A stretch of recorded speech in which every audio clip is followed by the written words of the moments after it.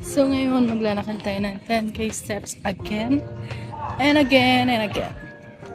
So araw-araw na siya.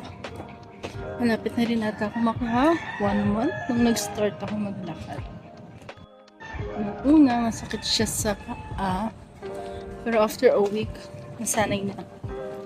Kaya kinarir ko na ang paglalakad. Ang dumi na ng sapatos. Makulimlim yung panahon. Sana di umulan. Sa mga nagbabalak maglakad, try nyo na. It's worth it. Promise. Alam nyo ba dati, akala ko boring ng paglalakad. Kasi nga parang ang daming walking era last year. Akala ko boring siya. Then sayang oras. Pero nung nag-start ako, parang ito na yung pinaka me time ko.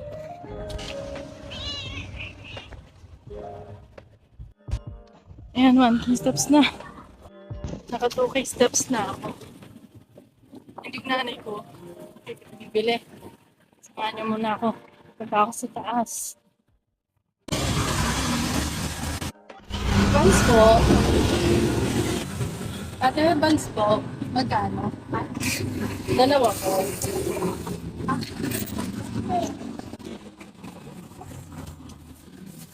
Thank you po. Pao po kayo? Apo? 10 piso.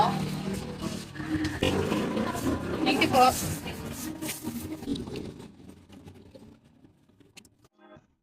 Makaka 3K steps na ako. And babili ko na yung pinabibili ni mama. Yeah. Bagoong and sinakay. Lahat na ako sa amin. 4K steps na.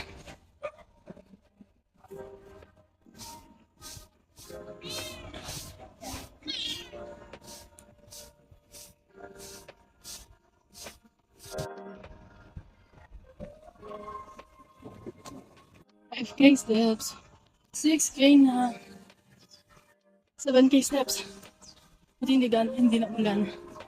Nakikisama yung panahon. Konti na lang. First time ko mag-vlog ng ganito. So, bear with me guys. 8K na.